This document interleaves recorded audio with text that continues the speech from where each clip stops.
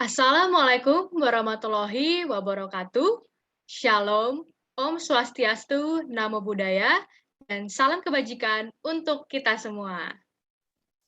Selamat pagi dan selamat datang di acara Seudokles 2021 dengan tema Mengenali dan Mendalami Hukum Konstitusi guna membangun insan yang cerdas dan kritis. Yang kami hormati pembicara Seudokles 2021 hari pertama, yaitu Bang Febri Indra Gunawan Sitorus, yang kami hormati pula Bang Gandhi selaku Direktur UKMF Seudoresprat, dan juga teman-teman peserta sekalian. Sebelum kita melanjutkan ke agenda selanjutnya, izinkan kami selaku Master of Ceremony untuk memperkenalkan diri, karena seperti kata pepatah, tak kenal maka tak sayang. Saya Haning Romeka Putri dan rekan saya. Nadinka Gracia, dan pada hari ini kami akan memandu seluruh rangkaian acara Seudokles hari ini. Puji dan syukur patut kita panjatkan kehadirat Tuhan Yang Maha Esa yang telah memberikan karunia dan rahmat-Nya, sehingga pada pagi hari ini kita dapat berkumpul dan melaksanakan acara Seudokles 2021. Sebelum kita memulai acara pada pagi hari yang indah ini, marilah kita berdoa terlebih dahulu supaya acara ini dapat berjalan dengan lancar dan dapat memberikan kebermanfaatan bagi kita semua. Berdoa menurut agama dan kepercayaan masing-masing, berdoa dimulai.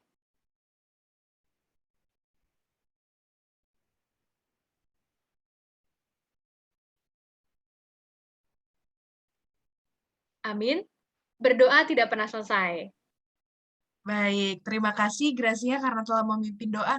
Nih kita sebelum lanjut ke acara selanjutnya nih aku punya sedikit pertanyaan nih Cia. Kira-kira nih kita habis ini bakalan ngapain aja sih? Kita bakalan seru-seruan kayak gimana nih hari ini?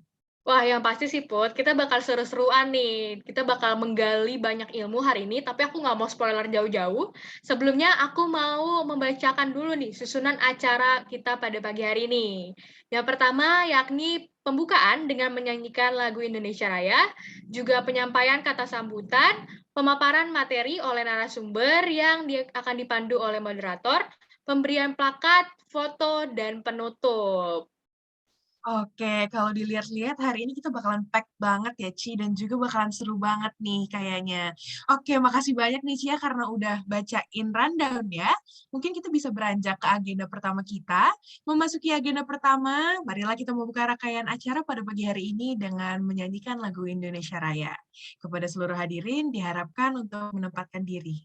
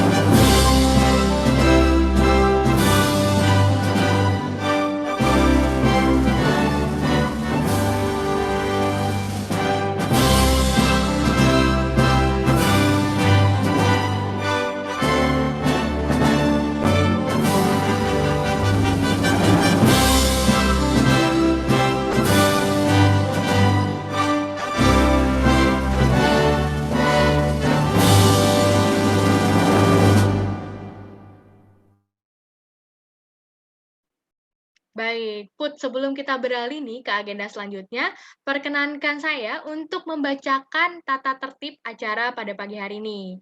Kepada operator, mungkin bisa dibantu untuk share screen. Baik, yang pertama, peserta diwajibkan menggunakan pakaian yang sopan dan rapi. Kedua, peserta dihimbau menyalakan kamera selama kegiatan berlangsung. Tiga, peserta diharapkan menggunakan laptop selama acara berlangsung dan menggunakan virtual background yang telah disediakan oleh panitia. Empat, peserta diwajibkan menjaga ketertiban selama acara berlangsung dan bertutur kata yang sopan selama rangkaian acara. 5. Peserta wajib menonaktifkan mikrofon selama acara berlangsung apabila belum dipersilahkan oleh moderator ataupun MC. 6. Peserta ketika ingin bertanya, dimohon meminta izin terlebih dahulu di Zoom Group Chat dengan format nama _instansi _izin bertanya _pertanyaannya. Apabila sudah dipersilahkan oleh moderator, dapat langsung mengaktifkan mikrofon. 7. Peserta diwajibkan mengisi absensi untuk keperluan klaim sertifikat. 8.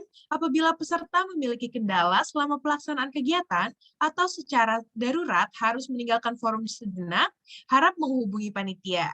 9. Peserta diharapkan untuk aktif selama acara berlangsung. Baik, terima kasih Putri yang telah membacakan tata tertib dari Seodokles hari ini nih. Teman-teman peserta, jangan lupa untuk mematuhi tata tertibnya ya. Nah, berlanjut ke agenda selanjutnya, yakni penyampaian kata sambutan yang pertama kali akan disampaikan oleh Project Officer Seodokles 2021. Mungkin teman-teman ada yang udah tahu nih,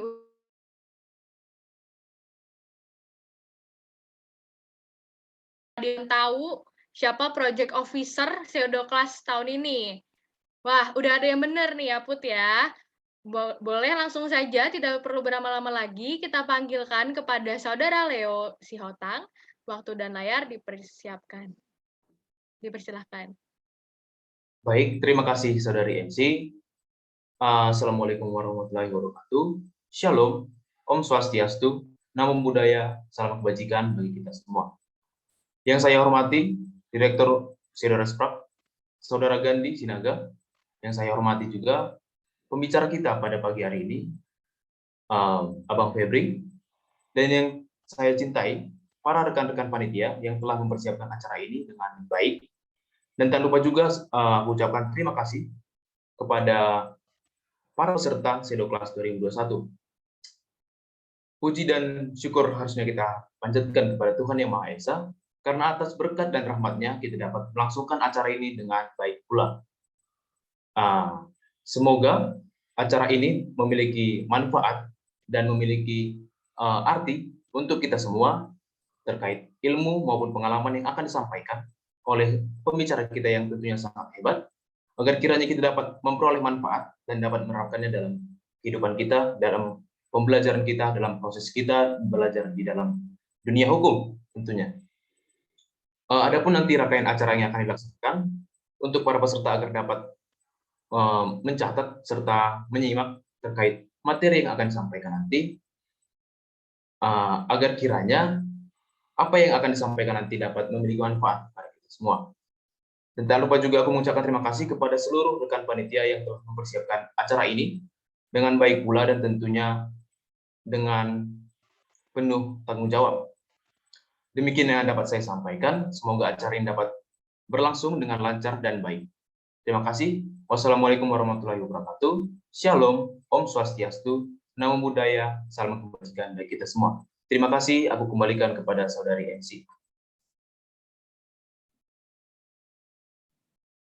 Baik, terima kasih kepada Saudara Leo atas sambutannya. Dilanjutkan oleh sambutan dari Direktur UKMF Seodoresprak Fakultas Hukum tahun 2020 kepada Saudara Gandhi Sinaga. Waktu dan layar dipersilahkan.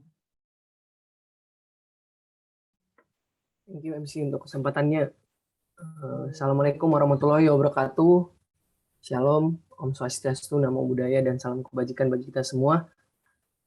Yang terhormat Bang Febri Sitorus, selaku pembicara hari ini di Seodokles Day 1. Terima kasih atas perkenanannya mau untuk sharing-sharing ilmu dalam acara Seodokles hari ini. Yang saya banggakan, Leonardo Sihotang selaku Project Officer dari Seodokles, serta juga dengan jajaran panitia. Terima kasih atas waktu, tenaga, dan pikiran yang telah kawan-kawan tuangkan untuk sehingga penyelenggaraan acara Seodokles hari ini bisa terlaksana. Dan yang saya banggakan seluruh partisipan yang ada di platform Zoom ini. Selamat pagi semuanya. Pertama-tama saya mengucapkan puji dan puja syukur kehadirat Tuhan Yang Maha Esa, sehingga atas berkat rahmat-Nya kita bisa berkumpul di platform Zoom ini walaupun dalam keadaan yang terbatas. Hari ini kita ingin sama-sama belajar, berdiskusi bersama dengan pembicara kita hari ini untuk lebih mengenal lagi mengenai hukum konstitusi dan hukum acara konstitusi. Harapannya kawan-kawan kita bisa memanfaatkan bersama acara ini supaya nantinya, karena memang acara ini dipergunakan diselenggarakan bukan hanya mempelajari tentang dasar-dasar daripada hukum acara konstitusi, tapi lebih daripada itu berupa implementasi ataupun pengaplikasian nanti yang akan diwujudkan dalam D2 nanti, di mana kita nanti bisa untuk belajar bagaimana cara untuk membuat permohonan yang seideal mungkin gitu. Kurang lebih itu aja yang bisa saya sampaikan. Semoga kawan-kawan bisa aktif dalam diskusi hari ini. Mungkin itu aja. Terima kasih, mohon maaf kalau ada kata yang kurang berkenan. Wassalamualaikum warahmatullahi wabarakatuh. Shalom, Om Santi Santi Santi Om, Namo Buddhaya, dan salam kebajikan bagi kita semua. Saya kembalikan ke MC. Terima kasih. Baik, terima kasih kepada Saudara Gandhi Sinaga selaku Director of UKMS Theodores Prague atas sambutannya. Sebelum kita memasuki ke acara kita hari ini, aku pengen kenalin nih jargon di Theodoklas tahun ini nih, Put. Kamu tahu nggak nih? Waduh, aku tahu nih, Ci, tapi kayaknya kita harus ajarin teman-teman peserta nih. Karena aku yakin banget jargon kita nih keren banget artinya. Mungkin Cia bisa kasih contoh kalian gimana nih jargon kita. Boleh. Ada gerakannya juga loh, Put. Teman-teman peserta harap diperhatikan ya dan dihafalkan gitu. Aku contohin dulu kali ya. Jadi jargon Theodoklas tahun ini, Theodoklas 2021, no days without learning, no days without progressing. Wah, keren banget nih jargonnya. No days without learning, no days without progressing. Betul banget. Tiada hari tanpa belajar, tiada hari tanpa pula berproses. Oke, teman-teman, bisa banget yuk ikutin jargon kami. Kalau misalkan nanti Cia pimpin dan dia bilang Theodoklas 2021, teman-teman bisa banget jawab pakai jargonnya ya. Dan jangan lupa untuk pakai gerakannya juga gitu. Karena keren banget gitu kalau menurut aku ya. Oke, mungkin Cia bisa langsung aja kali sekarang dicoba. Boleh banget, Put. Mungkin teman-teman peserta bisa on mic sebentar ya untuk jargon kita pagi hari ini nih, biar semangatnya makin membara nih untuk acara kita nih. Oke, aku mulai ya, teman-teman. Theodoklas 2021. No days without No learning, days without no days learning, without no days without progressing. progressing. Waduh, mungkin diulang lagi kali ya, Put ya, sekali lagi. Kayaknya tadi kurang semangat gitu. Betul, dan aku mau ngingetin nih untuk teman-teman peserta, jangan lupa untuk nyalain kameranya. Karena nih, kita kan seru-seruan bareng gitu ya, jangan sampai terlewatkan gitu. Kita mau lihat nih wajah-wajah cantik dan gantengnya gitu. Bener banget, Put. Oke, kita coba sekali lagi yang semangat ya, teman-teman. Oke, Theodoklas 2021. No days without learning, no days without progressing. Oke, kayaknya udah mantap ya, Put ya. Betul banget. Terima kasih teman-teman atas antusiasmenya. Oke, mungkin kita bisa langsung lanjut ke inti acaranya yang pastinya telah ditunggu-tunggu, yaitu pemaparan materi dari para pembicara hebat kita pada pagi hari ini. Pada pemaparan materi yang akan disampaikan hari ini, kita akan dipandu oleh moderator kita, yaitu Saudara Angga. Namun sebelumnya, izinkan saya untuk membacakan CV dari Saudara moderator. Baik, seperti yang bisa kita lihat di layar, Saudara Angga merupakan mahasiswa Fakultas Hukum Universitas Diponegoro yang sekarang berposisi sebagai Staff International Moot Court Department di dalam Theodores Prague dan juga merupakan Vice Head of Human Resources Department di dalam Undip Debating Forum. Saudara Angga ternyata juga memiliki segudang prestasi nih teman-teman. Saudara Angga pernah memenangkan top 10 Best Memorial di dalam International Moot Court Competition ILSA UNER 2021. Dan juga Saudara Angga pernah memenangkan BEM Undip Writing Competition pada tahun 2019. Oke, tanpa perlu berlama-lama lagi, kepada Saudara Moderator, waktu dan layar dipersilahkan. Oke, baik. Halo, selamat pagi teman-teman peserta Pseudoclass 2021. Terima kasih kepada Radinka dan Putri selaku MC sudah memperkenalkan saya. Semoga kita semua diberikan keberkahan sehingga berada dalam keadaan yang baik pada pagi hari ini. Pada webinar kali ini, pemateri akan membawakan materi tentang Mahkamah Konstitusi dan kekuasaan kehakiman di Indonesia, serta beracara di Mahkamah Konstitusi. Nah, teman-teman semuanya, bila diingat, pada awal tahun 2020, masyarakat se-Indonesia sangat marak membicarakan tentang Mahkamah Konstitusi dan juga yang trending di sosial media, yaitu undang-undang yang dianggap melemahkan posisi KPK sebagai lembaga independen di Indonesia. Narasumber kita kali ini nih adalah seseorang yang terlibat langsung dalam permohonan uji material Undang-Undang KPK. Langsung saja, sekarang izinkan saya untuk membacakan CV dari pembicara kita pagi ini, yaitu Bang Febri. Dengan nama lengkap Febri Indra Gunawan Sitorus, SH, beliau merupakan seorang lulusan dari Fakultas Hukum Universitas Sumatera Utara pada tahun 2020 dengan konsentrasi Hukum Tata Negara. Bang Febri merupakan seorang cendekiawan hukum yang aktif, dibuktikan dengan berbagai kegiatan publikasi. Beberapa di antaranya adalah publikasi buku Bunga Rampai Ilmu Hukum yang diterbitkan pada tahun 2020, buku antologi esai hukum dan HAM yang diterbitkan pada tahun 2018, dan masih banyak lagi. Bang Febri juga aktif dalam berbagai perlombaan yang mana menghasilkan berbagai macam pencapaian. Antara lain yaitu juara 2 CMCC MK Regional Tengah tahun 2019 di Solo, kemudian juga juara 1 debat MPR Nasional pada tahun 2019 di Jakarta. Beliau juga merupakan Ketua MDC FH-USU pada tahun 2019, Kepala Riset Pengembangan PEMA BEM FH-USU, Inkubator Sains USU, dan lain sebagainya. Saat ini, Bang Febri bekerja sebagai junior lawyer di Indrayana Center for Government, Constitution, and Society, atau disebut sebagai Integrity Law Firm, yang berada di Jakarta sejak Juni 2021 hingga saat ini. Dan yang tak kalah penting adalah Bang Febri memiliki segudang pengalaman dalam judicial review di Mahkamah Konstitusi, seperti pemohon uji material Undang-Undang KPK, kuasa pemohon uji formal Undang-Undang Cipta Kerja, dan juga Bang Febri adalah tim penyusun keterangan pemerintah dalam uji material Undang-Undang ITE. Nah, tanpa berlama-lama lagi, mari kita sambut Bang Febri Indra Gunawan Sitorus, SH. Waktu dan layar dipersilakan. Baik, selamat pagi teman-teman. Pertama saya minta maaf, saya agak gabung agak lebih di akhir gitu, agak terlambat gitu ya. Jadi tadi ada beberapa pekerjaan yang harus diselesaikan gitu ya. Pertama saya mengucapkan terima kasih kepada teman-teman dari Pseudo Resfra ya kalau nggak salah namanya.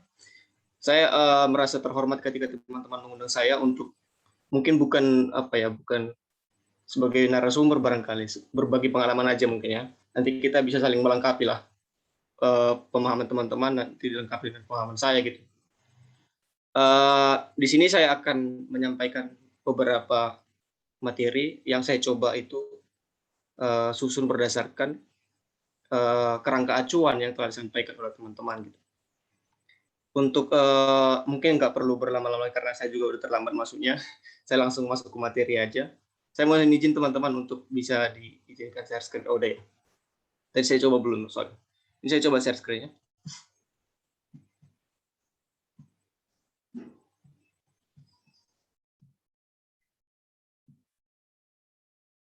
Sebentar ya.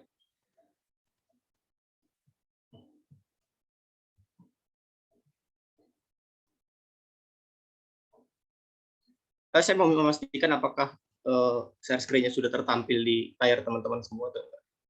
Sudah Bang, sudah tertampil. Oke, saya langsung mulai ya. Boleh Bang, silakan. Oke, makasih teman-teman. Saya sih agak berat sebenarnya bicara kekuasaan kehakiman seterusnya.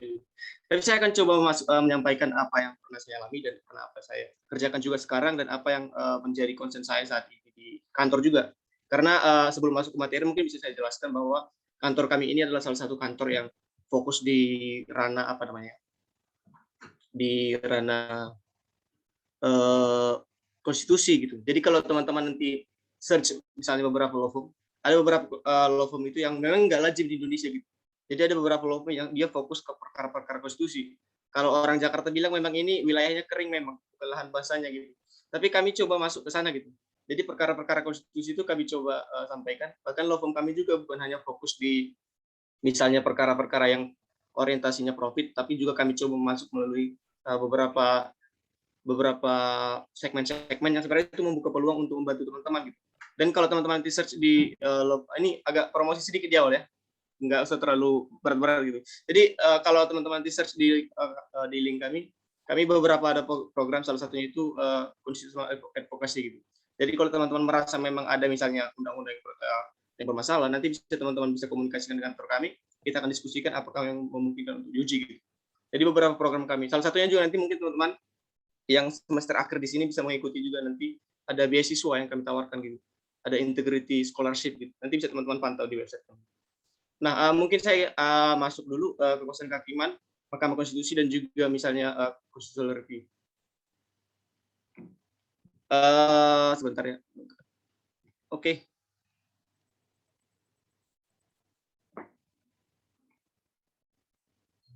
Sebentar. Oke, nggak jalan soalnya. Di sini saya disuruh memaparkan dua materi ya, materi satu, materi dua. Materi satu nanti kita akan bicara mengenai MK dan juga sistem kekuasaan kehakiman. Yang kedua, bagaimana beracara dalam pengujian undang-undang.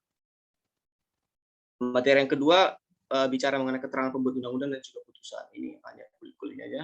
Ini alur materinya, bisa teman-teman saksikan di slide dan coba masuk. Kita langsung masuk aja, masuk materi pertama gitu. Pertama saya ingin mengatakan begini. Kalau kita bicara mengenai Mahkamah Konstitusi, kita harus tarik dari dasarnya sebenarnya. Kalau kita bicara MK, apa sih sebenarnya MK itu? Nah, dia sebenarnya posisinya di mana gitu? Saya ingin memulainya gini. Saya pas menyusun materi ini, saya teringat beberapa artikel yang pernah saya baca juga waktu kuliah. Saya teringat dengan artikel yang pernah ditulis oleh Cuthbert dalam Harvard Law Review, yang dia menyampaikan dalam satu paragraf ataupun satu bagian materinya, menyatakan bahwa teori pemisahan kekuasaan itu ataupun teori kekuasaan pemerintahan itu nggak bisa dilepaskan yang namanya dengan pembagian kekuasaan. Mungkin teman-teman sudah belajar. Saya ingin memastikan juga sebenarnya di sini apakah audiensnya ini adalah anak mahasiswa baru atau mahasiswa yang sudah ambil mata kuliah hukum tata negara sebenarnya. Saya agak takut sebenarnya menyampaikan ini karena takutnya nanti beberapa masih mahasiswa baru dan masuk materinya. Nah, saya anggap mungkin teman-teman sudah belajar juga, tapi akan coba mulai dari awal. Nah, dalam artikel itu beliau menyampaikan bahwa kalau kita bicara mengenai kekuasaan kehakiman, maka kita harus berangkat dari teori pembagian kekuasaan. Mungkin teman-teman pasti mengingatnya itu adalah teorinya Montesquieu. Meskipun kalau kita lacak ke belakangnya, sebenarnya teori ini sudah dicetuskan ataupun sudah digagas oleh Aristoteles sebenarnya. Meskipun itu diperkenalkan lebih lanjut oleh John Locke maupun Montesquieu. Tapi sebelum itu sudah jauh pemikiran ini sudah muncul sebenarnya. Nah, tapi kalau kita bicara mengenai kekuasaan kehakiman, maka yang paling penting itu adalah bagaimana cara kita untuk melihat dari sisi pemisahan kekuasaan. Nah, kalau dulu itu dikenal pemisahan kekuasaan, itu teori yang disampaikan oleh Montesquieu, sebenarnya ini dipopulerkan oleh Montesquieu, dicetuskan oleh John Locke. Maka saat ini kita praktis tidak akan bisa menemukan yang namanya teori pemisahan kekuasaan. Nah, kalau dulu tuh teorinya kan standar gitu ya. Ada pemisahan kekuasaan, ada kekuasaan legislatif, eksekutif, yudikatif. Itu terpisah secara strict ataupun murni gitu. Itu teorinya gitu. Separation of powers. Tapi kalau kita lihat dalam implementasinya, sebenarnya kita nggak akan menemukan yang namanya separation of powers secara murni. Nah, yang paling mungkin kalau kita lihat, kalau bahkan kiblatnya kalau kita lihat sekarang ya, kalau kita bicara mengenai demokrasi, itu sebenarnya Amerika Serikat gitu. Bahkan kalau kita bicara mengenai teori Montesquieu ini juga sebenarnya yang paling kuat itu adalah Amerika Serikat. Tapi kalaupun kita lacak di Amerika Serikat, sebenarnya Amerika Serikat itu nggak menerapkan yang namanya teori separation of powers secara murni. Beberapa ahli mengatakan ini ada modifikasi teorinya, ada yang menyebutnya dengan distribution of power, ada yang menyebutnya dengan attribution of power. Jadi ada dia hanya semacam distribusi saja, cabang-cabang kekuasaan itu ataupun kekuasaan itu didistribusikan kepada beberapa cabang, misalnya legislatif, eksekutif, yudikatif. Bahkan kalau teman-teman lihat di Indonesia, kalau teorinya kan dulu legislatif itu yang buat undang-undang, yang buat aturan, yang buat undang-undang, eksekutif itu yang menjalankan, maka yudikatif itu yang mengkontrol pelaksanaan undang-undangnya. Gitu. Itu teorinya secara sederhananya. Tapi kalau kita lihat sekarang, bahkan presiden pun punya kewenangan untuk membuat peraturan, misalnya PP, peraturan presiden dan itu. Bahkan kalau kita lihat sebelum perubahan Undang-Undang Dasar,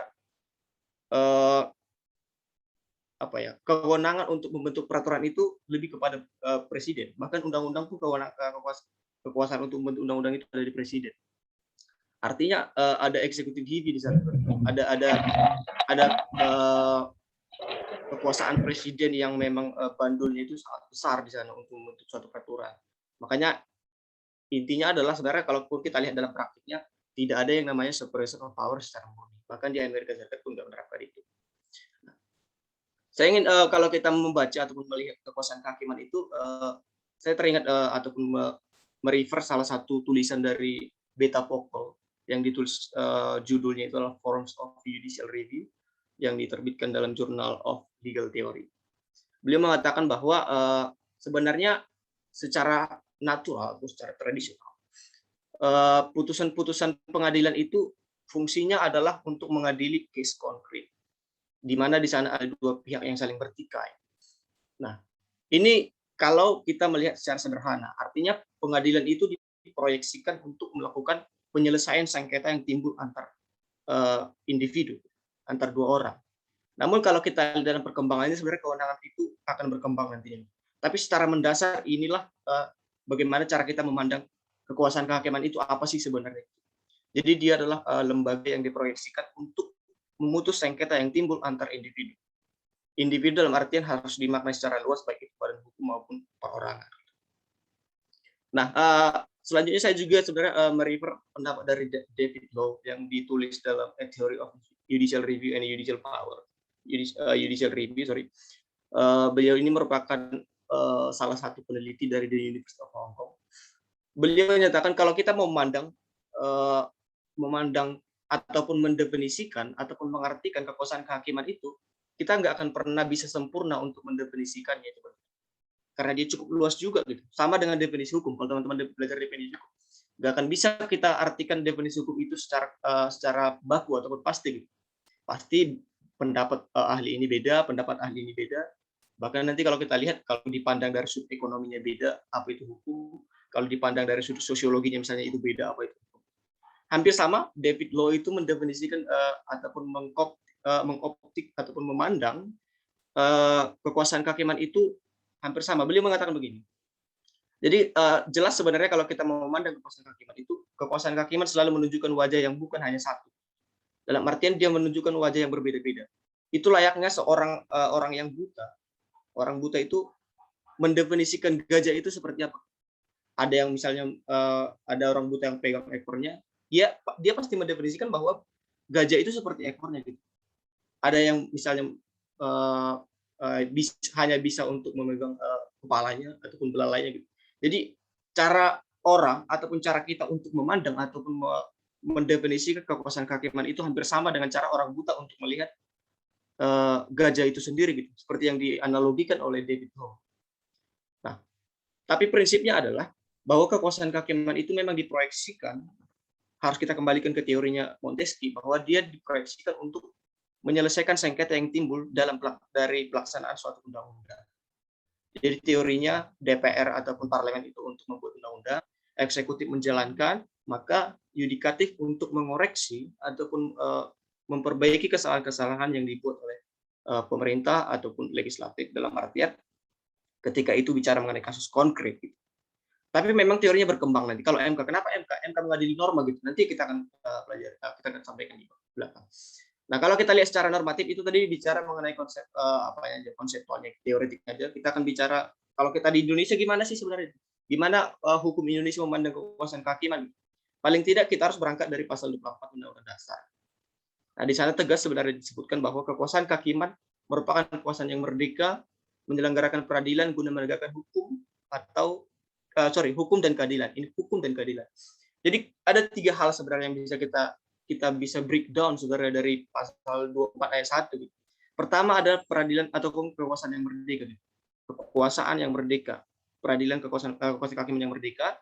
Yang kedua adalah kekuasaan kehakiman itu adalah penegak hukum dan penegak keadilan. Ini yang sering luput sebenarnya.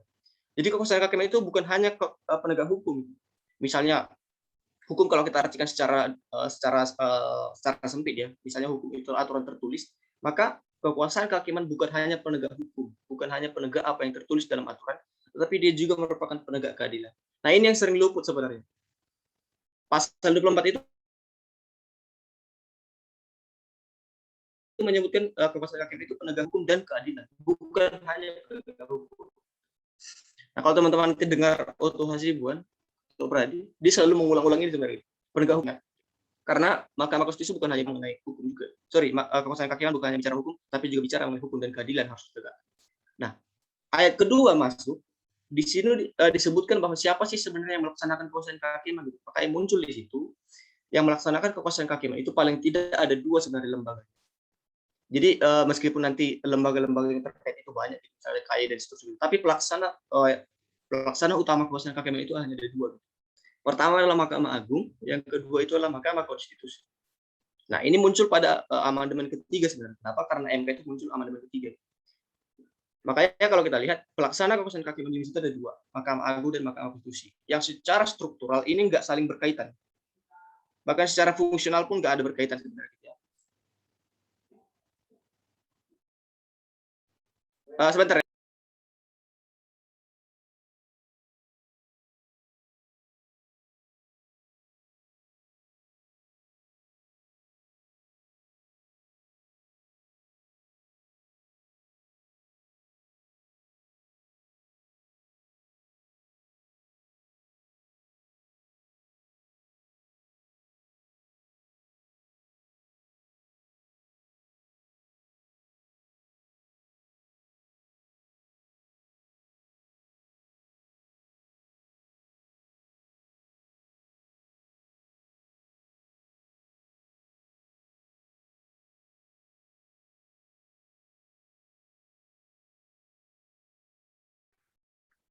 Ya, halo teman-teman semuanya. Selagi kita menunggu Bang Febri, mungkin Bang Febri lagi ada kesibukan ya.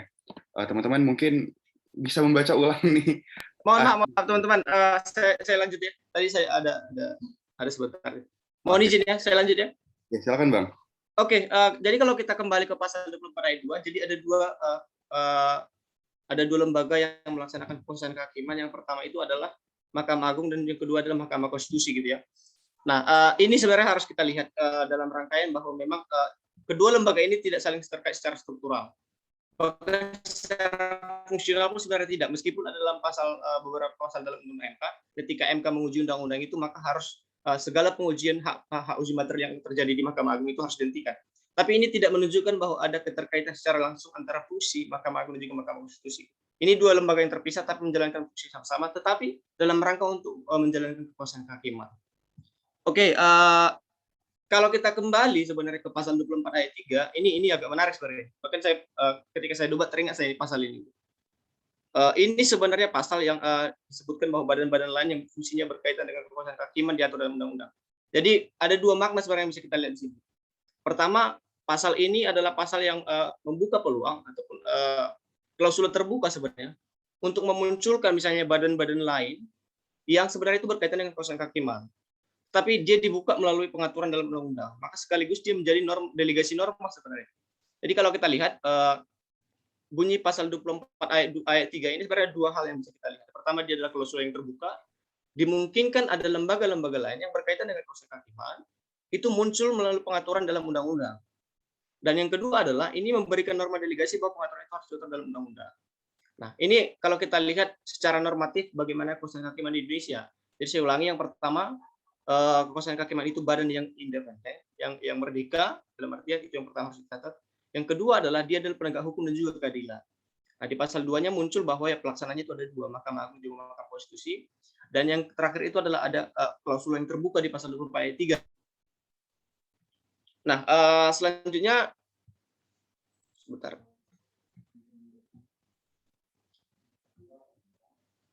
Nah, kita masuk sebenarnya teman-teman. Ini agak masuk ke inti pembahasan kita. Apa itu sebenarnya judicial review gitu ya?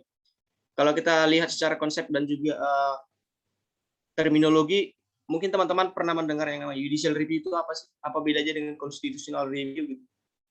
Nah, kalau teman-teman lihat, jadi secara sederhana sebenarnya, saya ingin merujuk ke pendapat dari Tom Ginsburg yang menyatakan bahwa yang mencoba mendefinisikan apa yang dimaksud dengan constitutional review. Jadi beliau mengatakan bahwa constitutional review itu adalah kekuasaan ataupun kewenangan untuk examine ataupun menguji undang-undang dan tindakan pemerintah, government action. Jadi Tom Ginsburg ini mendefinisikan secara luas bahwa constitutional review itu menyangkut kekuasaan untuk menguji undang-undang dan juga menguji tindakan pemerintah, government action, to confirm, dalam artian untuk mengkonfrontasi atau memastikan dengan undang-undang. Jadi di sini undang-undang dasar, the constitution. Artinya di sini yang paling ditekankan itu, makanya kalau teman-teman lihat di situ ada bold itu, for conformity with the constitution. Artinya adalah untuk mengkonfirm dengan undang-undang dasar. Makanya kalau kita lihat, kalau teman-teman dibaca bukunya Jim Lee Siddiqui itu menyebutkan apa sih sebenarnya bedanya constitutional review sama judicial review. Nah, di sini sebenarnya apa perbedaannya? Kalau kita mau, sebenarnya artinya sama, bukan sama ya. Maknanya sebenarnya sama, prosesnya sama, tapi terminologinya beda gitu. Jadi kalau kita melihat constitutional review, maka kita melihat berdasarkan batu ujinya. Kalau saya menyebut Tutstein. Jadi constitutional review udah pasti bahwa batu uji itu adalah undang-undang dasar. Kita tahu bersama bahwa hak uji materi itu ada banyak ya. Kalau di situ ada dua. Pertama menguji undang-undang dasar, dan yang satu lagi adalah menguji peraturan perundangan di bawah undang-undang terhadap undang-undang. Nah, makanya di sini penekanannya itu adalah pengujian terhadap undang-undang dasar. Kebetulan memang undang-undang kita ataupun undang-undang dasar kita masih memungkinkan bahwa pengujian itu diberikan ke yang namanya Mahkamah Konstitusi. Makanya kalau kita lihat constitutional review, kalau kita berangkat dari sini, maka dasar untuk menyebut terminologi ini adalah batu uji yang digunakan. Nah, berbeda dengan judicial review, ini secara luas sebenarnya. Judicial review itu saya merujuk pendapat dari ataupun tulisan yang disampaikan dalam Courts on Tribunal Judiciary yang ditulis di UK. Nah, di sana disebutkan bahwa judicial review itu adalah proses peradilan, court proceeding. Maka ini harus teman-teman catat. Jadi proses peradilan, di sini ada muncul kata peradilan sebenarnya. Makanya kalau kita lihat, kalau kita definisikan judicial review itu berangkat dari lembaga mana yang melakukan pengujian, yang melakukan review. Makanya di Indonesia sebenarnya pengujian itu bukan hanya di pengadilan. Jadi ada judicial review, ada executive review, ada legislative review. Tapi memang yang paling marak itu judicial review karena memang ini apa ya? Mungkin tradisi ataupun cara kita berhukum itu lebih kepada judicial review gitu. Tapi sebenarnya kita lupa sebenarnya. Ada executive review, ada yang namanya legislative review. Makanya kalau kita mau melihat apa sih sebenarnya beda judicial review dengan constitutional review, bagi saya judicial review itu kita mendefinisikan ataupun mengartikan by institution. Institusi mana yang diberikan kewenangan untuk melakukan reviewnya. Misalnya, apakah di Mahkamah Agung namanya judicial review? Pasti. Karena yang melaksanakan itu adalah Mahkamah Agung sebagai kekuasaan kehakiman. Institusinya adalah institusi yudisial. Maka disebut dengan judicial review juga. Tapi apakah kewenangan Mahkamah Agung untuk menguji peraturan perundangan di bawah undang-undang terhadap undang-undang itu adalah constitutional review? Tidak. Karena batu ujinya bukan konstitusi. Makanya saya menyebutnya judicial review itu pengertiannya lebih luas dibanding constitutional review. Karena constitutional review itu hanya menguji produk hukum terhadap undang-undang dasar. Tetapi kalau judicial review itu adalah pengujian ataupun review yang dilakukan oleh semua lembaga peradilan, baik itu Mahkamah Agung maupun Mahkamah Konstitusi. Jadi ini hanya terminologi, kita lewatkan aja. Nah, kalau kita berangkat secara historikal, mungkin teman-teman yang udah belajar hukum tata negara atau hukum acara misalnya, ataupun bahkan hukum acara MK kalau secara spesifik, kita nggak akan pernah lupa yang namanya kasus Marbury versus Madison. Meskipun sebenarnya ini bukan kasus yang paling awal sebenarnya tonggak sejarah lahirnya judicial review. Jauh sebelumnya sebenarnya sudah muncul banyak, tapi yang paling populer, yang paling monumental itu adalah putusan Marbury versus Madison. Nah, tapi saya ini kebetulan karena skripsi saya juga bahas ini. Jadi ini sebenarnya beberapa bahan saya coba ambil lagi dari skripsi saya sebenarnya. Karena persis sebenarnya materi ini sesuai dengan skripsi saya gitu. Jadi kalau di skripsi saya itu saya tegaskan sebenarnya. Jadi kalau kita lihat secara historikal, sejarah dari judicial review ataupun pengujian undang-undang itu sebenarnya ada 3 fase yang dibagi. Saya membaginya 3 fase. Pertama, tahap sebelum merburi persuasive medicine. Yang kedua itu tahap di mana kita sering merefer ke sana, merburi persuasive medicine di Amerika Serikat. Dan tahap yang ketiga itu adalah pasca merburi persuasive medicine. Nanti teman-teman kalau baca nanti bukunya Mauro Cappelletti, ini disebut dalam bukunya The Judicial Process in Comparative Perspective. Di sana clear juga dijelaskan bahwa sebenarnya tonggak sejarah judicial review itu bukan hanya di merburi persuasive medicine, tapi sebelum itu juga sudah ada. Tapi saya membaginya itu ke dalam 3 tahap. Sederhananya begini sebenarnya.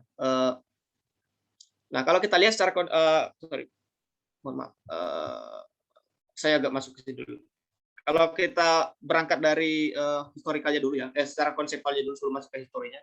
Jadi kenapa sih sebenarnya penting judicial review itu gitu? Kalau secara konseptual, saya melihat ada 3 dasar. Ada 3 dasar kenapa sebenarnya judicial review itu muncul ataupun menjadi sesuatu yang berkembang dalam negara hukum demokrasi. Pertama tentu kita tahu teori klasik ini. Semua anak hukum pasti tahu ini. Teori Stephen Bau, gitu. Teorinya Hans Kelsen. Gitu. Beliau menyatakan bahwa suatu aturan itu nggak boleh bertentangan dengan aturan hukum yang di atasnya. Dalam artian norma yang tertinggi itu harus mengawasi norma yang di bawahnya dan nggak boleh bertentangan. Sebaliknya kalau kita maknai bahwa norma yang lebih rendah itu nggak akan boleh bertentangan dengan aturan yang di atasnya. Itu teori yang sangat klasik. Stephen Bau, pasti teman-teman tahu. Nah, ini juga sama dasar untuk munculnya kekuasaan untuk menguji undang-undang. Judicial review itu adalah teorinya Hans Kelsen. Nah, yang kedua teman-teman pasti paham juga apa yang disebut dengan salah satu bagian dari asas meta principle null. Kalau teman-teman ini ada 4 kan sebenarnya kan. Ini satu saya munculkan gitu. Jadi kalau meta principle null, kalau teman-teman pasti dengar lex specialis darurat lex legi generale gitu. Itu kan bagian dari meta principle null dalam artian untuk memecahkan masalah ketika terjadi sengketa norma gitu. Nah, salah satu asas dari meta principle null itu saya melihat ini menjadi dasar munculnya ataupun melegitimasi kekuasaan kehakiman dalam konteks untuk menguji undang-undang terhadap undang-undang dasar. Satu asas itu adalah lex superior derogat legi inferior. Peraturan yang lebih tinggi itu haruslah menyampingkan peraturan yang lebih rendah. Manakala bertentangan ya, dengan catatan harus manakala bertentangan. Nah, yang terakhir itu adalah kalau kita lihat sejarah perkembangannya pada tahun 1920, baik itu di Austria maupun di Amerika Serikat, ataupun bahkan di Prancis, kalau kita baca buku-buku yang berkaitan dengan hukum konstitusi, maka sebenarnya gagasan untuk memunculkan Mahkamah Konstitusi ataupun pengujian undang-undang terhadap undang-undang dasar itu adanya misalnya pandangan ataupun paham kontra majoritarianisme. Jadi kalau kita lihat di mana-mana pembentuk undang-undang itu kan di parlemen. Nah, di sana pasti ada misalnya deadlock dan seterusnya, ada pasti musyawarah mufakat ada, tapi ada kalanya ketika membentuk suatu undang-undang atau aturan itu terjadi deadlock. Nah, ketika terjadi deadlock, maka di sini muncul vote. Gitu. Nah, ketika vote pasti ada yang kalah, ada yang menang dong. Itulah konsekuensi ataupun konsekuensi logis dari vote, gitu, mekanisme voting. Makanya di sana pasti ada yang muncul mayoritarianisme dan ada yang minoritas. Dalam artian ketika kita sudah masuk ke ranah misalnya ranah masuk ke mekanisme voting, pasti ada yang kalah dan yang menang. Yang kalah itu adalah yang mayoritarianisme, dan yang kalah itu adalah pasti minoritas. Dalam artian di sini ada paham yang sebenarnya mereka pengen untuk melakukan perlawanan terhadap kekuatan dari majoritarianisme. Maka disebut dengan paham kontra majoritarianisme. Jadi di samping ini kalau kita lihat di samping ada paham teori kontra majoritarianisme, kita paham juga sebenarnya teori yang bukan teori ini pandangan yang mengatakan bahwa undang-undang dasar itu adalah supreme law of the land. Jadi dia adalah hukum yang paling tertinggi dalam suatu aturan, dalam suatu sistem hukum. Nah, di samping ketika kita sudah mengakui bahwa the supreme law of the land, maka otomatis konsekuensi logisnya itu adalah kita menganut supreme of constitution. Maka Indonesia juga menganut supremasi hukum. Jadi kalau di Barat itu sebenarnya lebih kepada supremasi konstitusi. Jadi konstitusi itulah yang paling tinggi. Jadi ini ada 2 sebenarnya paham. Ada supremasi parlemen, ada supremasi konstitusi. Jadi pergolakan antara 2 paham ini memunculkan Mahkamah Konstitusi. Pertama ada yang misalnya supremasi parlemen, apa yang disebutkan oleh parlemen itulah yang menjadi hukumnya gitu. Bahkan ada kan kalau kita atau teman-teman lihat ada asas itu, apa yang sudah menjadi undang-undang itu nggak boleh diganggu-gugat. Itu ada teori klasik tuh, ada game klasik. Apa yang sudah menjadi undang-undang itu nggak boleh diganggu-gugat. Itu berangkat dari yang namanya teori ini, supremasi parlemen. Jadi apa yang disebutkan oleh parlemen karena dia wakil rakyat, maka dianggap itulah apa yang benar. Nah, gagasan ini menjadi bergeser, paradigmanya bergeser menjadi supremasi konstitusi. Jadi apa yang disebutkan oleh konstitusi lah yang benar, bukan apa yang disebutkan oleh parlemen itulah yang benar. Makanya disinilah dimunculkan ide untuk misalnya membentuk suatu mekanisme untuk menguji suatu produk-produk hukum, bahkan yang dibentuk oleh parlemen itu ke undang-undang dasar. Maka yang ditempatkan paling atas adalah supremasi konstitusi. Nah, tiga paham inilah yang menjadi konsep dasar sekarang munculnya gagasan untuk melakukan review. Nah, itu secara konseptual. Nah, kita kembali lagi ke sejarah yang tadi, historical review. Kalau kita lihat Parmerbury Persuasion, saya menyebutnya di skripsi saya ini merujuk kepada situasi berhukum di zaman Yunani kuno. Jadi kalau di zaman Yunani kuno, di Athena kuno itu dulu sudah dikenal yang namanya dalam tanda petik ya, constitutional review. Jadi di sana ketika cara berhukum di Athena kuno itu dipraktikkan, maka di sana muncul suatu hukum ataupun suatu kebiasaan bahwa ketika misalnya di sana ada disebutkan nomos dan juga sepisme. Nomos itu ibaratnya undang-undang dasar, sepisme itu ibaratnya adalah undang-undang. Jadi di sana juga sudah ditentukan bahwa ketika misalnya ada aturan dari sepisme ini yang bertentangan dengan nomos, maka itu bisa dibatalkan sepisme. Dalam artian itu harus dibatalkan. Nah, ada dua konsekuensi di sana gitu bahkan. Kalau di Athena dulu di pemerintahan Athena ataupun zaman Yunani kuno. Pertama, ketika terjadi pertentangan antara sepisme dengan nomos, maka sepisme ini dibatalkan secara otomatis. Yang kedua adalah orang yang membuat sepisme ini bisa dipidana gitu. Ini malah lebih ekstrim sebenarnya dalam teori kita. Sekarang kan pembuat undang-undang nggak bisa dipidana kalau undang-undangnya misalnya bertentangan dengan undang dasar. Tapi di zaman Yunani kuno itu seperti itu. Ketika misalnya sepisme bertentangan dengan undang-undang nomosnya, ada dua konsekuensinya. Sepismenya dibatalkan. Yang kedua, pembentuknya bisa dipidana.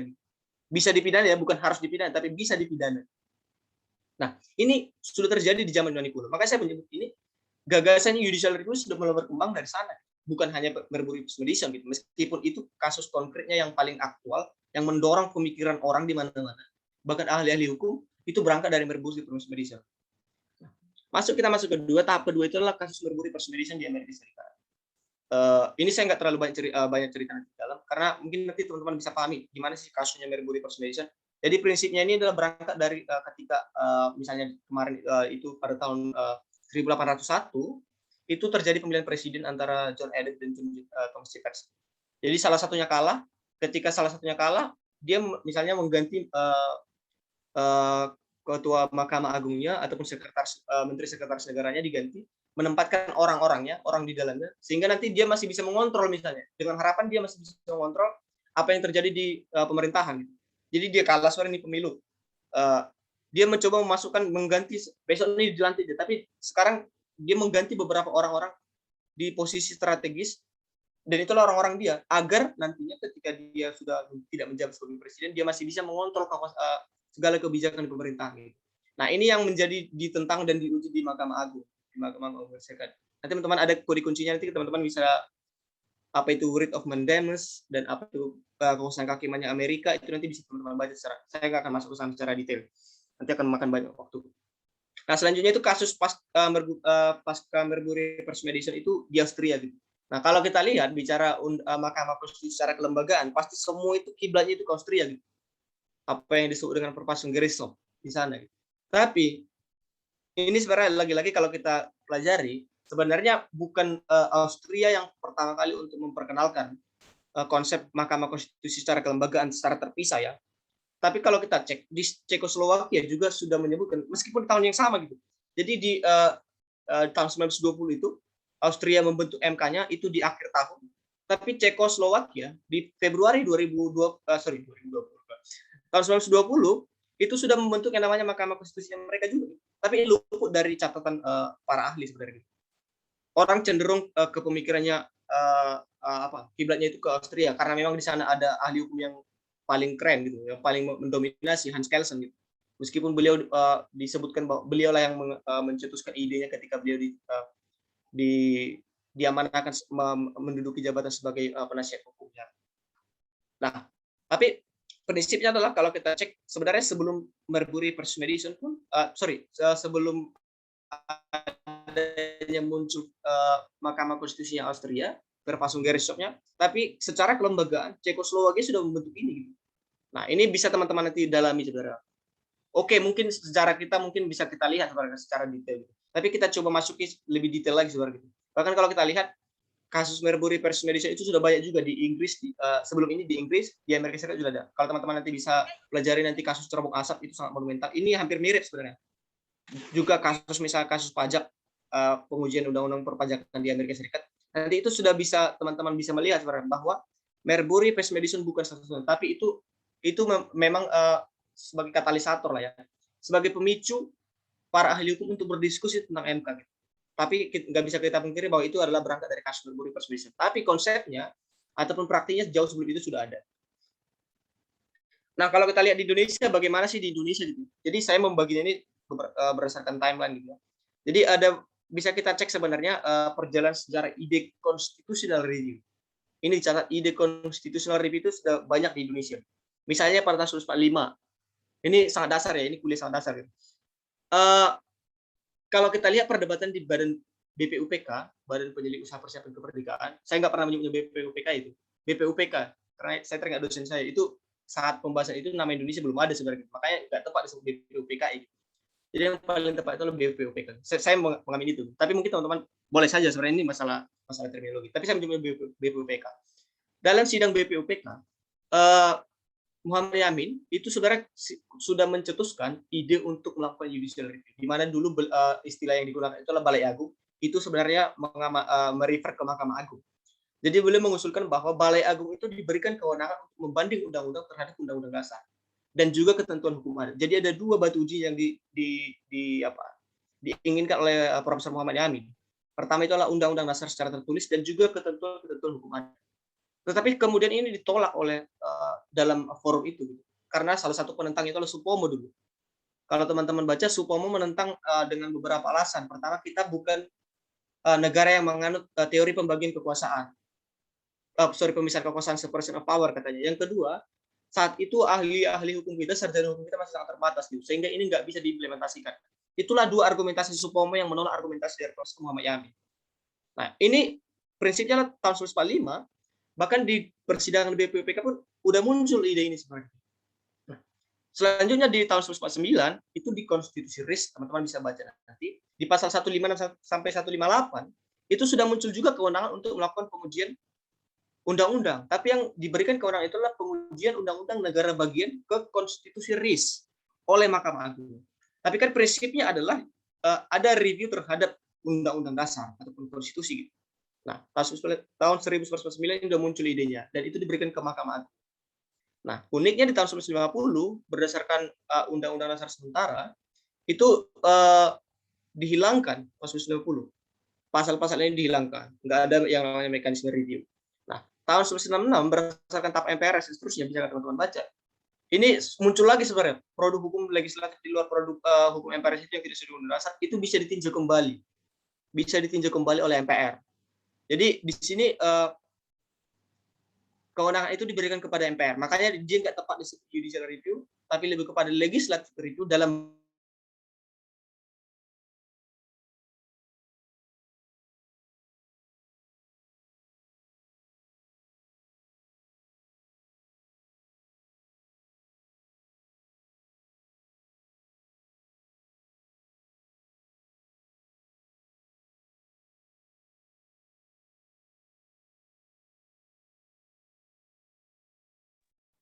Halo Bang Febri. Teman-teman, mungkin Bang Febri ada sedikit gangguan ya. Mungkin kita tunggu dulu sebentar sampai Bang Febri kembali. Ya, benar. Mungkin ada gangguan ya, makanya Bang Febri harus keluar untuk sementara. Aku harap teman-teman masih masih semangat untuk ngikutin materi dari Bang Febri. Karena tadi materinya sebenarnya bagus banget, karena kita cuma belajar tentang theoretical. Kalau misalnya di kampus, kalau misalnya anak FH, pasti tahu kayak gimana sebenarnya ada pembagian kekuasaan kalau misalnya kita pelajari. Tetapi kayak yang Bang Febri sampaikan tadi, bahwa ternyata pembagian kekuasaan itu tidak eksis di Indonesia. Seperti itu. Nah, ini Bang Febri sudah kembali lagi. Halo, Bang.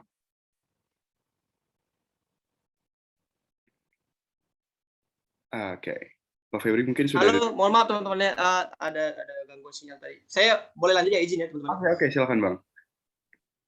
Sebentar. Oke, tadi kita masuk tahun 1966 ya. Jadi di sana ada TAP MPR tahun 1970 juga sudah muncul ide ini, di mana diusulkan oleh Ikatan Hakim Indonesia. Para hakim dulu itu menginginkan agar Undang-Undang Kekuasaan Kehakiman memberikan kewenangan untuk menguji undang-undang terhadap Undang-Undang Dasar itu ke Mahkamah Agung. Tapi ini idenya tertolak. Tahun 1970 itu menguji undang-undang ke Undang-Undang Dasar itu nggak diberikan. Tapi justru yang diberikan adalah menguji peraturan perundang-undangan di bawah undang-undang terhadap undang-undang yang sampai sekarang eksis gitu. Nah, kesepakatan yang diambil melalui Undang-Undang Kekuasaan Kehakiman itu tahun 1970 itu kemudian diperkuat dalam TAP MPR tahun 73. Nah, makanya itu masih sejalan idenya gitu dengan Undang-Undang Kekuasaan Kehakiman, di mana judicial review terhadap undang-undang itu nggak ada, ditolak, tapi judicial review terhadap peraturan perundangan di bawah undang-undang terhadap undang-undang itu diberikan. Nah, tahun 92 ketika jabatan Mahkamah Agung itu diamanahkan kepada Profesor Ali Said, nah ini sebenarnya juga muncul ide ini gitu. Tapi juga tertolak gitu tahun 92. Tahun 2000 ketika kita cek dalam TAP MPR, nah justru pengujian ini diberikan ke MPR. Nah, tahun 2001 kita lihat inilah tonggak sejarahnya munculnya Mahkamah Konstitusi dan juga ide gagasan judicial review itu benar-benar diimplementasikan di Indonesia, yaitu melalui misalnya kita lihat dalam amandemen ketiga Undang-Undang Dasar 1945. Nah, kalau kita lihat sebenarnya teman-teman kalau baca nanti di pasal 3 aturan peralihan Undang-Undang Dasar sekarang. Jadi di sana ini sebenarnya saya juga agak kontra sebenarnya dengan cara pembentuk undang-undang untuk merumuskan norma ini gitu. Karena ini norma yang sangat abstrak, yang sangat spesifik dan konkret gitu. Ini sangat bertentangan dengan sebenarnya cara untuk merumuskan nilai dalam konstitusi gitu. Nah, tapi prinsipnya yang disebutkan di sana adalah pasal 3 aturan peralihan menyebutkan bahwa Mahkamah Konstitusi harus dibentuk pada sebelum tanggal 17 Agustus tahun 2003. Jadi di sana disebutkan secara langsung tanggalnya dan kapan dibentuk MK, dan sebelum terbentuknya MK pada tanggal itu, maka semua kewenangan MK itu. Jadi MK udah muncul di tahun 2001 melalui perubahan Undang-Undang Dasar yang ketiga. Udah ada kewenangan tuh di sana melalui pasal 24C gitu. Tapi MK-nya belum ada nih. Pasal 3 aturan peralihan menyebutkan bahwa segala kewenangan yang diberikan kepada Mahkamah Konstitusi itu sebelum terbentuknya MK diberikan kepada Mahkamah Agung. Jadi ada rentang waktu 2 tahun sebenarnya Mahkamah Agung mengambil alih kewenangan dari MK gitu. Bukan mengambil alih sih, tapi lebih kepada menjalankan sementara kewenangan dari Mahkamah Konstitusi sendiri gitu. Jadi ada 2 tahun gitu. Ini mungkin agak jarang disampaikan dalam beberapa forum. Tapi ini bagian dari sejarah hukum yang perlu kita lihat, bahwa Mahkamah Agung pernah misalnya pernah misalnya menjalankan kekuasaan dari Mahkamah Konstitusi selama 2 tahun, sejak tahun 2001 sampai tahun 2003. Ketika itu muncul MK. Maka tahun 2003 muncullah Undang-Undang 24 2003, Undang-Undang MK. Mulai dari situlah MK eksis sampai sekarang. Nah, kalau kita lihat itu idenya ya, itu ide tadi yang saya sebutkan itu tadi ide judicial review-nya gitu, gagasan judicial review-nya. Nah, kalau kita lihat pembentukan MK, sebenarnya apa sih yang latar belakangi pembentukan MK? Mungkin teman-teman pasti oke, saya pun sepakat sebenarnya bahwa latar belakang pembentukan MK itu adalah misalnya ada gagasan negara hukum yang menginginkan bahwa ada suatu lembaga yang berwenang ataupun berfungsi untuk misalnya mempertahankan konstitusi, menguji undang-undang terhadap undang-undang dasar sebagai penafsir konstitusi dan seterusnya gitu. Tapi kalau kita cek secara politik, teman-teman mungkin ada yang beberapa udah paham. Tapi kalau kita lihat secara politik, sebenarnya gagasan yang paling kuat, yang paling mendorong, yang paling kuat untuk mendorong munculnya MK itu adalah permasalahan impeachment presiden. Teman-teman pasti paham, dulu presiden kita, Gus Dur itu, Abdurrahman Wahid, pernah di-impeach. Itu kalau secara hukum tata negara, itu pasti tidak sesuai dengan hukum tata negara. Karena memang pengaturannya dulu nggak jelas. Maka dari situlah muncul, ketika ini di-impeach, ada momentum juga perubahan Undang-Undang Dasar, maka di situlah dimunculkan.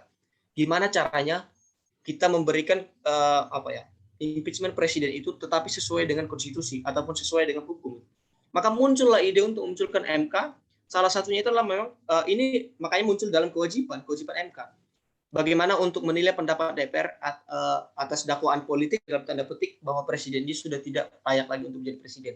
Makanya kalau kita lihat secara politik, yang paling kuat untuk mendorong munculnya MK itu adalah bagaimana mendesain suatu lembaga yang bisa memberikan kewenangan untuk tapi memberikan penilaian terhadap proses impeachment presiden. Nah, ini gagasan yang paling kuat sebenarnya yang mendorong lahirnya MK. Gitu. Di samping memang kalau kita lihat secara teoritis ada kewenangan, misalnya ada gagasan konstitusionalisme, ada gagasan negara hukum yang berkembang, ada ide judicial review yang sudah menjamur pada kala itu. Itu secara hukumnya memang oke, ya, ada. Tapi yang paling kuat mendorong itu adalah proses politik ini sebenarnya gitu. Nah, saya nggak tahu ini apakah ini menjadi sesuatu yang perlu kita syukuri atau enggak ya, tapi paling tidak memang sampai sekarang ini MK kita meskipun di tengah banyaknya kekurangan juga, tapi MK ini sudah menjadi salah satu harapan bagi kita untuk ada partisipasi secara langsung masyarakat untuk mengontrol setiap produk hukum yang dikeluarkan oleh pembentuk undang-undang itu sendiri. Nah, selanjutnya kita masuk ke kedudukan Mahkamah Konstitusi. Bagaimana sih sebenarnya kedudukan Mahkamah Konstitusi dalam ketatanegaraan Indonesia? Paling tidak saya melihat ada dua sebenarnya gitu ya. Jadi kalau dari sisi fungsionalnya, saya melihat bahwa ataupun siapapun itu pasti sama. Gitu. Dari sisi fungsionalnya kita melihat bahwa MK ini adalah pelaksana konstitusi kehakiman seperti tadi disampaikan di awal melalui pasal 24 Undang-Undang Dasar 45. MK adalah salah satu pelaksana konstitusi kehakiman. Itu secara fungsional, fungsinya itu adalah pelaksana konstitusi kehakiman. Yang kedua, secara teoritisnya, secara teorinya, MK ini adalah salah satu lembaga tinggi negara. Sorry kalau mungkin ini istilahnya agak lebih ke orde baru ya. Jadi dulu ada lembaga tertinggi, ada lembaga tinggi, tapi sekarang zaman orde baru itu adalah semua lembaga tinggi, lembaga negara semua gitu, bukan ada lembaga tingginya lagi. Karena nggak ada lagi lembaga tinggi, nggak ada juga lembaga tertinggi. Ini nuansanya orde baru gitu. Tapi saya ingin mengatakan bahwa MK itu juga bagian dari salah satu lembaga negara, dan itu lembaga tinggi posisinya gitu. Yang kalau kita lihat dari secara teori juga, ini MK merupakan lembaga negara yang punya constitutional importance. Dia punya dia diatur dalam undang-undang. Jadi apa itu super constitutional importance itu? Jadi ini lembaga yang dianut dalam yang dilegitimasi melalui undang-undang dasar. Jadi ada beberapa lembaga yang dianut ataupun dilegitimasi melalui undang-undang dasar, dan ada lembaga yang tidak dilegitimasi melalui undang-undang dasar meskipun eksis. Contohnya KPK. KPK itu nggak ada dalam undang-undang dasar gitu. Tapi dia masih tetap eksis sampai sekarang. Apakah MK punya constitutional importance yang sama dengan dengan MK? Tentu tidak gitu. Makanya logika yang paling sederhana itu mana yang paling gampang, membubarkan MK atau membubarkan KPK gitu? Jawabannya pasti membubarkan KPK gitu. Karena dengan mengubah undang-undang itu lebih gampang gitu. Mengubah undang-undang KPK misalnya bisa saja masuk ke prioritas prolegnas prioritas, ubah undang-undang KPK misalnya, hilangkan undang-undang KPK, hilang tuh KPK-nya gitu. Tinggal gedung aja itu nanti KPK-nya. Tapi kalau MK karena dia punya constitutional importance agak lebih sulit, meskipun nggak mustahil, nggak mungkin nggak bisa dihilangkan, tapi agak lebih sulit untuk melakukan membubarkan MK karena dia dilegitimasi melalui undang-undang dasar. Kenapa? Karena secara hukum proses perubahan undang-undang dasar itu lebih sulit dari undang-undang. Makanya dia punya constitutional importance yang tinggi gitu. Makanya ada beberapa gagasan ini di luar aja. Kenapa sih sebenarnya KPK perlu dimasukkan dalam undang-undang dasar? Ya karena ini sebenarnya alasannya gitu. Tapi memang ini secara teori aja gitu, kekhawatiran untuk dibubarkan seterusnya gitu. Oke, selanjutnya kita masuk ke fungsi Mahkamah Konstitusi. Ini masih teori sebenarnya. Nanti kita akan masuk ke prakteknya di gimana. Jadi kalau kita lihat secara fungsi, ini sorry teman-teman, saya masih tetap mengikuti kerangka acuan yang sampai kalau teman-teman. Barangkali ini terlalu teoritis, tapi saya akan masuk ke sana karena teman-teman meminta di kerangka acuan. Saya coba paparkan ini melalui pemaparan saya. Jadi di sini kita bahas mengenai fungsi Mahkamah Konstitusi.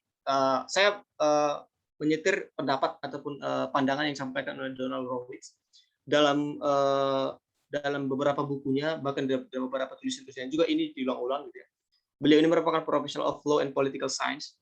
Jadi beliau menyatakan bahwa sebenarnya yang paling sederhana, yang paling gampang untuk mendefinisikan fungsi MK itu adalah lembaga yang berfungsi untuk menjadikan konstitusi atau undang-undang dasar sebagai the living documents.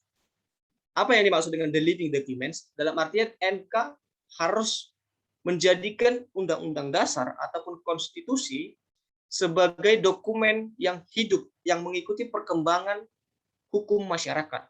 Dalam artian dia bukan kaku gitu ya. Jadi kalau teman-teman lihat misalnya ada istilah the living constitution, the living document, itu sebenarnya sama gitu. Tapi kalau kita melihat fungsi MK ataupun kalau kita mau melihat fungsi MK, kalau kita mau menyetir pendapat dari Donald Rawls ini, beliau mengatakan bahwa fungsi MK itu cuma sederhana saja sebenarnya. Dia diproyeksikan untuk menjadikan konstitusi ataupun undang-undang dasar sebagai dokumen yang hidup. Dalam artian dia bisa mengikuti perkembangan dan dia bisa menjadi pengayom kehidupan berhukum masyarakat. Hanya itu saja sebenarnya bahasa sederhana. Nah, dan ini sebenarnya cukup dalam ya kalau kita artikan secara mendasar. Nah, yang selanjutnya, bagaimana Herbert Hesselmaninger, beliau ini Professor of Roman Law ataupun hukum Romawi dari Vienna University. Beliau mengatakan bahwa fungsi mendasar dari konstitusi itu ada dua. Pertama adalah untuk menjaga berfungsinya proses demokrasi dalam hubungan ataupun relasi yang saling mempengaruhi antara cabang-cabang kekuasaan. Jadi dia menekankan pertama itu adalah MK itu adalah lembaga yang fungsinya itu untuk memastikan proses demokrasi itu berjalan dengan baik. Dan yang kedua adalah untuk melindungi hak-hak warga negara dari pelanggaran yang dilakukan oleh negara. Jadi nuansanya ini adalah ada perlindungan terhadap hak-hak warga negara gitu. Jadi kalau kita lihat pendapat dari Herbert Hesselmaninger ini ada dua. Pertama, bagaimana memastikan demokrasi itu berjalan dengan baik, dan yang kedua bagaimana untuk melindungi hak-hak warga negara. Hanya dua fungsinya. Tapi kalau kita lihat dalam teori di Indonesia, kita bisa menyimpulkan sebenarnya ini mungkin sudah sangat familiar ya. Jadi kalau dalam teori di Indonesia, ini yang paling sering kalau kita merujuk pendapatnya Profesor Jimli Asidiki. Dalam berbagai bukunya beliau menyampaikan ini. Jadi fungsi MK itu, saya pendek pemahaman saya, yang pertama untuk memberikan predikat ini kepada MK itu adalah Profesor Jimli Asidiki. Nanti koreksi saya kalau saya salah. Jadi Profesor Jimli Asidiki lah yang pertama kali menyebutkan misalnya terminologi fungsi MK itu apa gitu. Misalnya yang pertama itu adalah sebagai the guardian of the Constitution. Nah ini sangat standar, ya pun sangat umum kita dengar. Jadi MK itu adalah sebagai pengawal konstitusi. Yang kedua, MK itu berfungsi sebagai control of democracy. Dia pengendali keputusan-keputusan demokrasi, keputusan-keputusan politik. Yang ketiga adalah MK adalah penafsir akhir konstitusi. Nah ini agak penting juga sebenarnya kita jelaskan. Ada yang menyebut penafsir tunggal gitu. Ini sebenarnya kurang tepat ya terminologinya. Kalau kita artikan sebagai kalau kita maknai MK sebagai penafsir tunggal, maka sebenarnya hanya MK yang boleh menafsirkan konstitusi gitu. Padahal faktanya kan siapapun boleh menafsirkan konstitusi. Bahkan saya, teman-teman dari Undip juga bisa menafsirkan konstitusi. DPR juga bisa menafsirkan konstitusi berdasarkan lembaganya. Presiden juga bisa menafsirkan konstitusi. Siapapun itu bisa menafsirkan konstitusi. Sangat terbuka untuk ditafsirkan. Bahkan kalau untuk membuat kebijakan, pasti DPR dan Presiden itu menafsirkan konstitusi. Makanya terminologi penafsir tunggal konstitusi itu kurang tepat. Yang paling tepat itu adalah penafsir akhir. Kenapa penafsir akhir? Misalnya nih, kenapa disebut dia sebagai penafsir akhir? Ketika misalnya terjadi sengketa penafsiran terhadap konstitusi. Misalnya nih, saya sebagai warga negara menafsirkan konstitusi itu begini, sehingga undang-undang ini salah. Itu kan berangkat dari penafsiran saya. Nah, artinya ada dua penafsiran yang berbeda. Penafsirannya pembentuk undang-undang seperti ini, misalnya, saya sebagai warga negara punya penafsiran bahwa konstitusi bilangnya begini loh. Undang-undang ini bertentangan karena nggak sesuai dengan tafsir konstitusi. Makanya kan ada dua perbedaan tafsir. Makanya ini ranahnya dibawa ke Mahkamah Konstitusi gitu. Dan MK lah sebagai penafsir akhirnya gitu. Nah, makanya yang paling tepat itu terminologinya saya nggak pernah menyebutnya penafsir tunggal gitu. Karena kalau penafsir tunggal itu nggak memberikan ruang kepada lembaga lain untuk menafsirkan. Kayak lebih tepat adalah penafsir akhir. Kalau dalam bahasa asing itu ada yang mempadankannya dengan misalnya the soul ataupun the highest, atau juga misalnya the final. Tapi saya lebih cenderung ke the final and the soul. Dan juga the highest bersama gitu. Tapi yang paling tepat itu adalah the final ataupun the soul. The final interpreter of the Constitution. Jadi dia adalah penafsir akhir. Manakala misalnya terjadi sengketa penafsiran konstitusi antara warga negara dengan pembentuk undang-undang, maka MK lah penafsir akhirnya. Dia penafsir akhir, bukan penafsir tunggal. Nah selanjutnya, kalau kita lihat di fungsi MK selanjutnya itu adalah the protector of the citizens, constitutional right. Jadi ini hampir sama sebenarnya. Cuman penjabaran yang paling penting itu sebenarnya nomor 3. Ini penjabaran dari misalnya kewenangan-kewenangan yang diberikan kepada MK, misalnya menguji undang-undang dasar. Misalnya meskipun kalau kita lihat the protector of the citizens constitutional right ini di Indonesia masih sangat sempit. Kalau kita lihat misalnya di Jerman itu ada misalnya mekanisme constitutional question, constitutional complaint. Nah di Indonesia itu belum dianut. Jadi nggak sepenuhnya kita diberikan ruang untuk memberikan akses untuk mempertahankan hak konstitusional kita. Manakala misalnya terjadi tindakan konflik dari pemerintah yang merugikan kita, itu paling tidak bisa kita bawa ke PT UN. Tapi ada beberapa celah yang sebenarnya itu nggak masuk ranah kewenangan PT UN, tapi harusnya masuk kewenangan MK, tapi itu nggak bisa. Karena kita nggak menganut yang namanya constitutional complaint ataupun constitutional question. Nah, ini menjadi masukan juga nanti dalam beberapa forum ini disampaikan. Nah, nomor 5 yang terakhir itu adalah the Proclamation of Human Rights. Ini yang bersama dengan nomor 4. Jadi MK itu berfungsi untuk sebagai pelindung hak asasi manusia. Meskipun sebenarnya ini melalui kewenangan menguji undang-undang terhadap undang-undang dasar ini semua masuk. Misalnya pelindung ataupun hak asasi manusia, itu pelindung hak asasi manusia itu bisa masuk melalui pengujian undang-undang misalnya terhadap undang-undang dasar. Karena dalam undang-undang dasar, terutama di pasal 28 itu semua hak asasi manusia itu digaransi. Saya melihat, saya beberapa kali mencoba membandingkan dengan konstitusi beberapa negara, yang paling lengkap mengatur hak asasi manusia itu konstitusinya Indonesia gitu. Meskipun penerapannya enggak seindah yang kita bayangkan gitu. Tapi kalau kita cek dalam pasal 28 pasca perubahan itu, pasca amandemen, konstitusi Indonesia yang paling rigid untuk mengatur hak asasi manusia gitu. Meskipun bahkan ada kadang-kala yang redundant gitu. Ada yang pengulangan, bahkan 2 kali diatur. Tapi prinsipnya lah konstitusi kita sudah sangat memberikan pengaturan yang sangat kuat bagi saya. Menurut saya sangat kuat terhadap hak asasi manusia. Meskipun diimplementasinya ini menjadi PR juga. Nah, selanjutnya itu adalah kewenangan Mahkamah Konstitusi. Kita akan masuk ini lebih ke normatifnya. Kalau kita cek nanti teman-teman bisa baca pasal 24C Undang-Undang Dasar 45. Di sana diberikan kewenangan-kewenangan MK. Dalam tataran teori disebutkan bahwa MK itu punya 4 kewenangan dan 1 kewajiban. Kewenangan itu pertama menguji undang-undang terhadap undang-undang dasar yang akan kita bahas saat ini. Yang kedua itu memutus SKLN, sengketa kewenangan lembaga negara yang kewenangannya diberikan oleh undang-undang dasar. Jadi fungsi yang kedua ini teman-teman harus ingat. Enggak semua lembaga negara yang bersengketa kewenangan itu bisa diadili oleh MK. Jadi hanya lembaga negara yang kewenangannya diberikan secara langsung oleh undang-undang dasar, seperti tadi ada constitutional importance-nya. Nah, hanya lembaga-lembaga negara yang diberikan secara langsung inilah yang bisa yang menjadi objek misalnya objek pengujian di Mahkamah Konstitusi gitu. Kalau misalnya nih KPK nanti berseteru ataupun bersengketa kewenangan dengan lembaga negara, apakah bisa dibawa ke MK? Nggak bisa, karena dia kewenangannya nggak diberikan secara langsung dari undang-undang dasar. Nah, ini harus dicatat, bukan hanya toh kita berhenti di memutus SKLN-nya, tapi SKLN yang kewenangannya diberikan oleh undang-undang dasar. Itu yang kedua. Yang ketiga adalah memutus pembubaran partai politik. Nah, ini kewenangan yang sampai saat ini udah berapa tahun MK ya? 17 tahun. 2003 sekarang ya kurang lebih segitu, 18 atau 17 tahun gitu. 18 tahun. MK berdiri sampai saat ini belum ada partai politik yang dibubarkan. Kewenangan ini belum jalan gitu. Karena ini permasalahannya yang paling kuat itu dari sisi teorinya memang karena yang berhak untuk mengajukan permohonan itu hanya pemerintah. Coba diberikan ke masyarakat, pasti banyak tuh pengujian pembubaran partai politik gitu. Pasti banyak gitu. Tapi karena kewenangan untuk menguji mengajukan permohonan itu diberikan kepada pemerintah melalui undang-undang MK, maka ini nggak ada sampai sekarang gitu. Bahkan kalau kita lihat pun pengajuannya pun nggak ada sama sekali. Karena semua biasanya misalnya sengketa partai itu misalnya ataupun misalnya partai politik yang punya ideologi yang bertentangan dengan Pancasila itu biasanya diselesaikan melalui tindakan-tindakan eksekutif, misalnya Menkumham gitu. Dan juga ya Menkumham sendiri gitu. Nah, itu yang ketiga. Yang keempat adalah memutus perselisihan tentang hasil pemilihan umum. Nah, ini sebenarnya menarik juga bahasanya. Di sini disebutkan memutus perselisihan hasil, tapi di prakteknya memutus sengketa juga sebenarnya gitu ya. Jadi bukan hanya hasil, tapi juga prosesnya. Gitu. Nah, bahkan dalam beberapa kesempatan kalau kita cek dalam tahun 2014-2019 itu bukan hanya memutus hasil, tapi juga memutus misalnya proses gitu.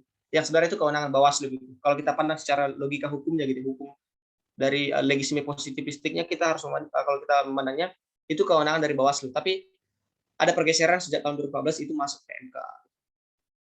Nah, yang kelima ini adalah kewajiban. Satu kewajiban MK itu memberikan putusan atas pendapat DPR mengenai dugaan pelanggaran oleh presiden dan atau presiden undang-undang dasar. Jadi ini yang disebutkan di awal tadi. Jadi yang sebenarnya yang paling secara politik yang paling mendorong munculnya MK itu adalah ini sebenarnya kewajiban yang kelima ini. Ini sebenarnya yang paling kuatnya. Tapi ketika pembahasan, kalau teman-teman cek di naskah komprehensif perubahan undang-undang dasar, maka yang paling pertama muncul itu sebenarnya ide ini, tapi diikuti dengan ide-ide lain. Tapi justru yang paling ketika merumuskan normatifnya dari sisi draftingnya yang paling muncul di awal itu adalah kewenangan-kewenangan lainnya malah. Nah, ini hanya persoalan